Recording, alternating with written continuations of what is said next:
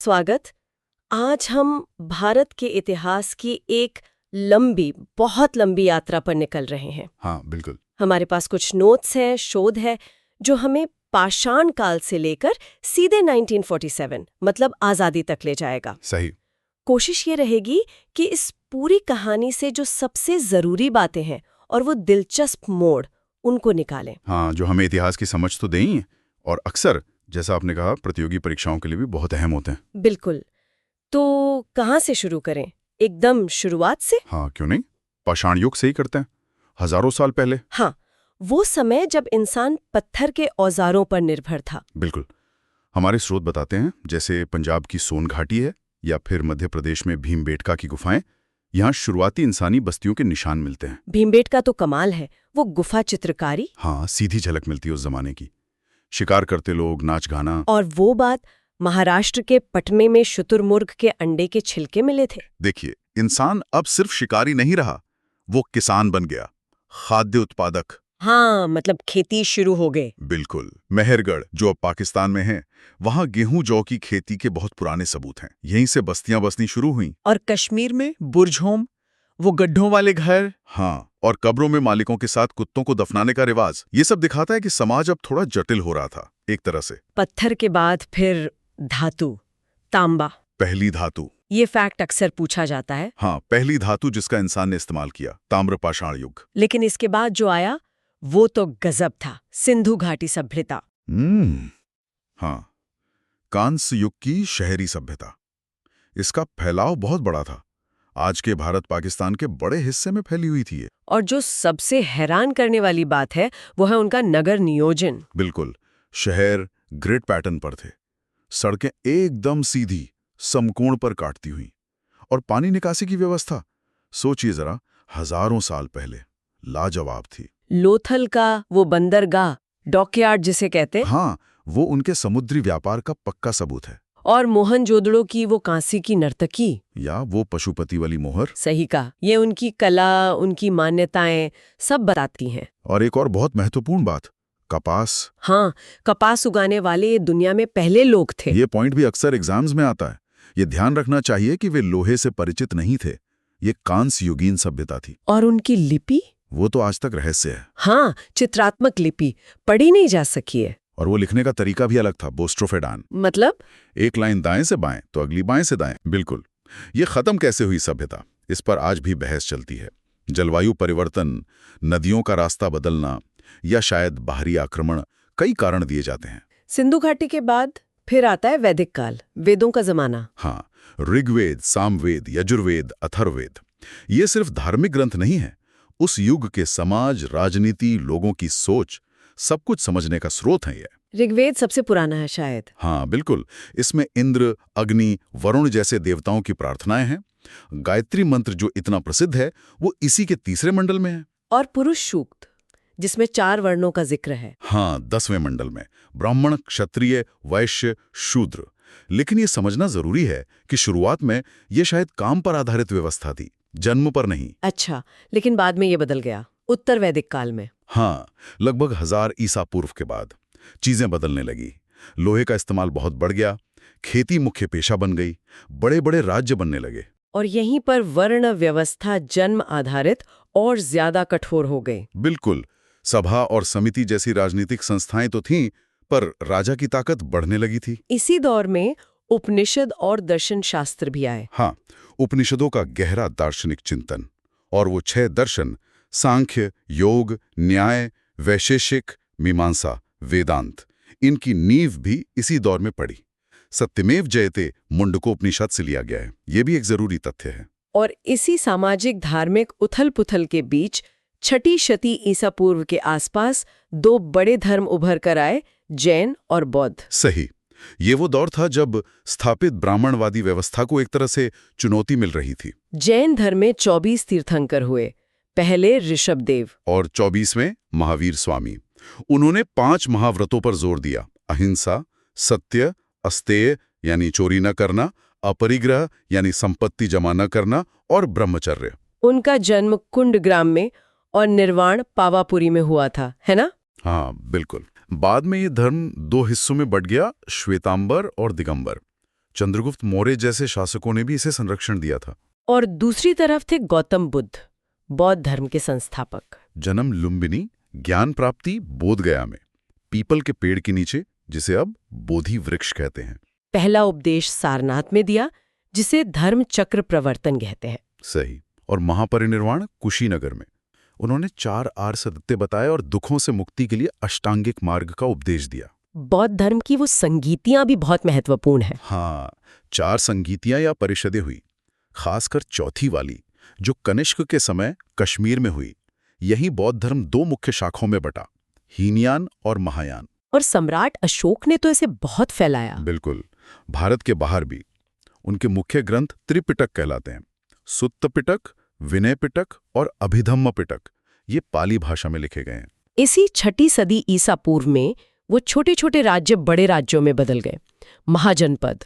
हाँ, 16 महाजनपदों का जिक्र मिलता है। काशी, कौशल, मगध, अवंती। कुछ में राजतंत्र था तो वज्जी संघ जैसे गणतंत्र भी थे। और इन सब में मगध सबसे शक्तिशाली बनकर उभरा। हाँ, उसके कई कारण थे। एक तो उसकी भौगोलिक स्थिति सुरक्षित थी, नदियों से घिरी हुई, फिर वहाँ लोहे के भंडार थे, और हाँ, शासक भी बड़े शक्तिशाली हुए, जैसे हर्यक वंश के बिंबिसार और अजातशत्रु। बिल्कुल। फिर शिशुनाग वंश आया और उसके बाद नंदवंश। नंदवंश का महापद्म नंद तो बहुत शक्तिशाली था। उसे एकराट यानी एकमात्र सम्राट भी कहा गया है। और फिर नंदवंश के आखिरी राजा धनानंद, उनको हराकर चंद्रगुप्त मौर्य ने चाणक्य यानी कौटिल्य की मदद से मौर्य साम्राज्य की नींव रखी। ये भारत का पहला इतना विशाल केंद्रीकृत साम्राज्य था। इस काल के बारे में जानने के 2 बड़े स्रोत हैं, कौटिल्य का अर्थशास्त्र और मेगस्थनीज की इंडिका। सही। चंद्रगुप्त के बाद उनके बेटे बिंदुसार आए और फिर सम्राट अशोक। अशोक का कलिंग युद्ध 261 ईसा पूर्व में वो एक टर्निंग पॉइंट था। हाँ, कहते हैं युद्ध की विभीषिका देखकर उनका मन बदल गया। बिल्कुल। उन्होंने बौद्ध धर्म अपना लिया और युद्ध की जगह धम्म के प्रचार पर जोर दिया, मतलब नैतिक आचरण, शांति, इन चीजों पर। अशोक के शिलालेख तो कमाल के हैं, पूरे साम्राज्य में फैले हुए। हाँ, पत्थर के खंभों पर, चट्टानों पर प्राकृत भाषा में धम्म के संदेश खुदवाए, और लिपियां भी अलग अलग इस्तेमाल हुई, ब्राह्मी, खरोष्टी, ग्रीक, अरामी। इन्हें सबसे पहले जेम्स प्रिंसेप ने पढ़ा था। ये सवाल भी अक्सर आता है एग्जाम्स में। बिल्कुल। इन्हीं अभिलेखों से हमें अशोक के शासन, उनके विचारों की सीधी जानकारी मिलती है। मौर्य प्रशासन भी काफी संगठित था। हाँ, कौटिल्य ने राज्य के 7 अंग बताए थे, राजा, अमात्य, जनपद, दुर्ग, कोष, सेना और मित्र।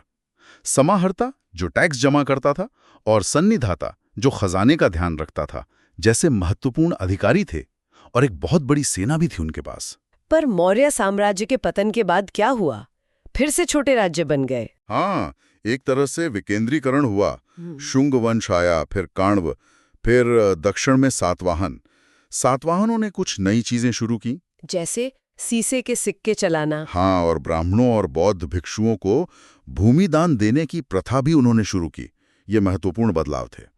इसी समय उत्तर पश्चिम से विदेशी आक्रमण भी हुए। यूनानी, शक, कुषाण। हाँ, यूनानियों में मेनांडर प्रसिद्ध हुआ, शकों में रुद्रदामन और कुषाणों में कनिष्क। कनिष्क तो बहुत मशहूर शासक थे। बिल्कुल। उन्होंने 78 ईस्वी में शक संवत शुरू किया, जो आज भी भारत सरकार इस्तेमाल करती है। उनके समय में चौथी बौद्ध संगीति हुई, जैसा हमने पहले बात की थी, और गांधार कला का खूब विकास हुआ। उन्होंने सोने के सिक्के भी बड़ी मात्रा में जारी किए। इसके बाद आता है गुप्त काल, जिसे कई लोग भारत का स्वर्ण युग कहते हैं। हाँ, हालांकि स्वर्ण युग कहना कितना सही है, इस पर इतिहासकारों में बहस है, लेकिन ये सच है कि ये काल कला, साहित्य, विज्ञान के लिए बहुत महत्वपूर्ण था। श्रीगुप्त संस्थापक थे, पर असली शुरुआत चंद्रगुप्त प्रथम से मानी जाती है। फिर समुद्रगुप्त, जिन्हें भारत का नेपोलियन कहा जाता है। हाँ, उनकी विजयों के कारण इलाहाबाद का प्रयाग प्रशस्ति स्तंभ उनके बारे में बताता है। फिर उनके बेटे चंद्रगुप्त द्वितीय विक्रमादित्य आए। वो भी महान शासक थे। उन्होंने शकों को हराया था। और उनके दरबार में नवरत्न थे, कालिदास, वराहमिहिर। हाँ, ऐसा माना जाता है। कालिदास, वराहमिहिर, धन्वंतरी जैसे विद्वान।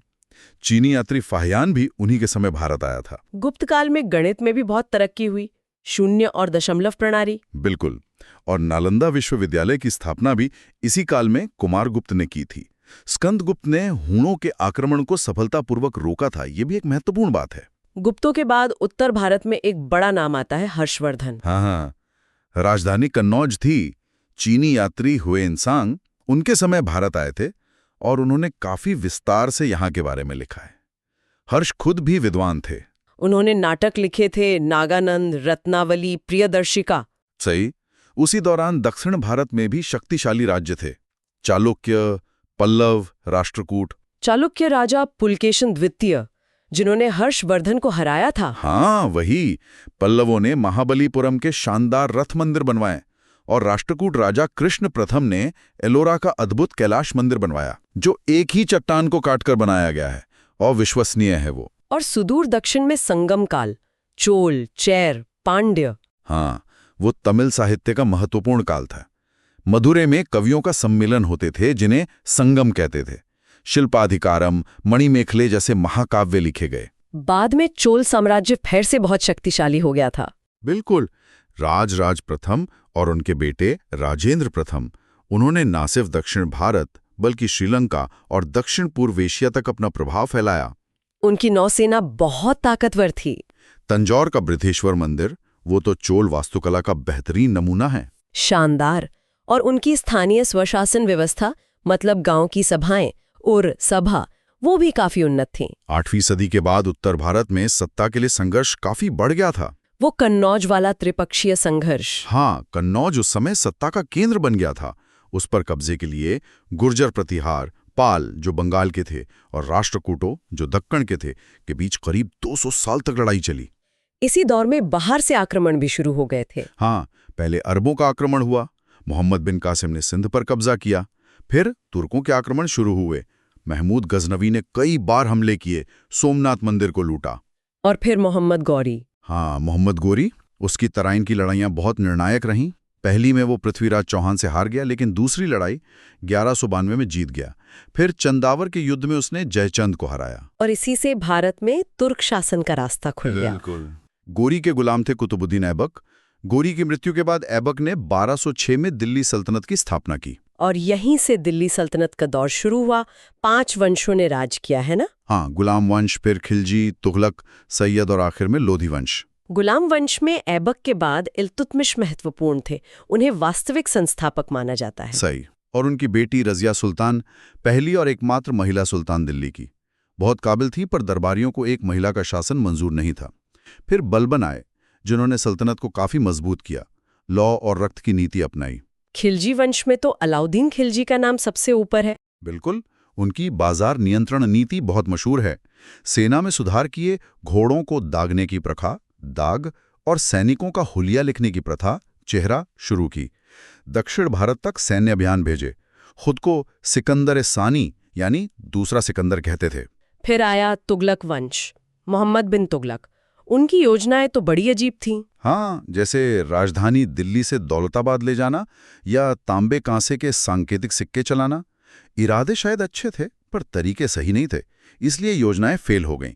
उन्हें पढ़ा लिखा मूर्ख भी कहा गया है। उनके बाद फिर फिरोज शाह तुगलक आए। उन्होंने कुछ अच्छे काम भी किए, नहरें बनवाईं। हाँ, नहरें बनवाईं, अस्पताल खोले, दान विभाग, दीवाने खैरात बनाया। लेकिन उन्होंने जजिया कर ब्राह्मणों पर भी लगा दिया था और थोड़ी धार्मिक असहिष्णुता भी दिखाई। तैमूर के आक्रमण ने तुगलक वंश को बहुत कमजोर कर दिया। सैयद वंश ज्यादा समय नहीं रहा। फिर लोधी वंश आया, जो सल्तनत का आखिरी वंश था। हाँ, बहलोल लोधी, सिकंदर लोधी जिसने आगरा शहर बसाया, और फिर इब्राहिम लोधी। और इब्राहिम लोधी को 1526 में पानीपत की पहली लड़ाई में बाबर ने हरा दिया। और यहीं से दिल्ली सल्तनत खत्म हुई और भारत में मुगल साम्राज्य की शुरुआत हुई। इसी सल्तनत काल के दौरान दक्षिण भारत में भी 2 बड़े राज्य उभरे थे। हाँ, विजयनगर साम्राज्य जो हिंदू राज्य था और बहमनी सल्तनत जो मुस्लिम राज्य था। विजयनगर की स्थापना हरिहर और बुक्का नाम के 2 भाइयों ने की थी। और इसके सबसे महान शासक कृष्णदेव राय थे। बिल्कुल। वो खुद विद्वान थे, कला के संरक्षक थे। तेलुगु साहित्य का क्लासिकल युग माना जाता है उनका समय। हम्पी में आज भी विजयनगर के खंडर उसकी भव्यता दिखाते हैं, विट्ठल स्वामी मंदिर वगैरह। बहमनी सल्तनत का क्या हुआ? वो बाद में 5 छोटी सल्तनतों में टूट गया। बरार, बीजापुर, अहमदनगर, गोलकुंडा और बीदर। गोल गुंबज बीजापुर या चार मीनार गोलकुंडा इसी दौर की देन है। 1565 में तालीकोटा का युद्ध हुआ था। हाँ, जिसमें इन बहमनी सल्तनतों ने मिलकर विजयनगर को बुरी तरह हरा दिया था। अच्छा, अब आते हैं मुगलों पर। बाबर ने 1526 में नींव रखी। तुज़ुक बाबरी या बाबरनामा लिखी तुर्की भाषा में। बाबर के बाद हुमायूं, लेकिन उन्हें शेर शाह सूरी ने हरा दिया था। हाँ, चौसा और कन्नौज के युद्धों में। शेर शाह सूरी का शासनकाल छोटा था, सिर्फ 5 साल, लेकिन बहुत महत्वपूर्ण था। उसने प्रशासन में कई सुधार किए, ग्रैंड ट्रंक रोड की मरम्मत करवाई और रुपया का प्रचलन शुरू किया, जो आज तक चल रहा है। हुमायूं ने फिर सत्ता वापस पाई, पर जल्द ही उनकी मृत्यु हो गई और फिर आए अकबर 1556 से 1605 तक। अकबर का काल बहुत महत्वपूर्ण है। पानीपत की दूसरी लड़ाई में उन्होंने हेमू को हराया। उनकी राजपूतनी थी, जिसमें उन्होंने राजपूतों से वैवाहिक संबंध भी बनाए और उन्हें ऊंचे पद भी दिए। उनकी धार्मिक सहिष्णुता की नीति भी जजिया कर हटा दिया था। दीन-ए-इलाही नाम से एक नया पंथ शुरू करने की कोशिश की। हाँ, और प्रशासनिक सुधार भी किए। मनसबदारी प्रथा शुरू की, जो सैन्य और नागरिक प्रशासन का आधार बनी। टोडरमल की मदद से भू राजस्व की 10 साला प्रणाली लागू की। फतेहपुर सीकरी शहर बसाया।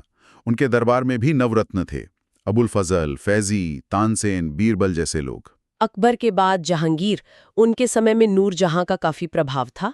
हाँ, और अंग्रेज उनके दरबार में आने लगे थे।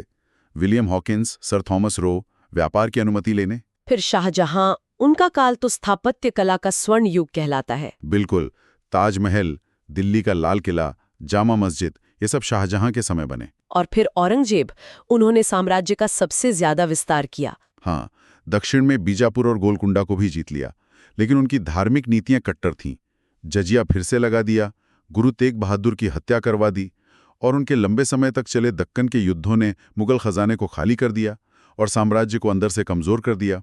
1707 में उनकी मृत्यु के बाद मुगल साम्राज्य तेजी से बिखरने लगा। और इसी समय यूरोपीय ताकतें भारत में अपनी पकड़ मजबूत कर रही थीं। हाँ, पुर्तगाली तो 1498 में ही आ गए थे, वास्को डी गामा। फिर डच आए, अंग्रेज आए, फ्रांसीसी आए, सब व्यापार करने आए थे, लेकिन धीरे धीरे राजनीतिक दखल देने लगे। अंग्रेजों और फ्रांसीसियों के बीच तो लड़ाइयां भी हुईं। कर्नाटक युद्ध, हाँ, जिसमें आखिरकार अंग्रेज जीते। फिर उन्होंने बंगाल पर ध्यान दिया। प्लासी का युद्ध 1757 और बक्सर का युद्ध 1764, ये बहुत निर्णायक साबित हुए। बिल्कुल, इन युद्धों के बाद बंगाल पूरी तरह अंग्रेजों के नियंत्रण में आ गया। फिर धीरे धीरे उन्होंने मैसूर को हराया, हैदर अली और टीपू सुल्तान को 4 युद्धों के बाद। मराठों को भी हराया। शिवाजी के बाद पेशवाओं का शासन था। 3 आंग्ल मराठा युद्ध हुए। सही। और आखिर में पंजाब को महाराजा रणजीत सिंह की मृत्यु के बाद उन्होंने सहायक संधि, सब्सिडरी अलायंस और हड़प नीति, डॉक्ट्रिन ऑफ लैप्स जैसी चालाक नीतियों से कई राज्यों को अपने कब्जे में ले लिया। और उनकी आर्थिक नीतियां, स्थायी बंदोबस्त, रैयतवाड़ी, महलवाड़ी। हाँ, इन भू राजस्व व्यवस्थाओं ने किसानों की हालत बहुत खराब कर दी। भारतीय उद्योगों को भी नुकसान पहुंचाया।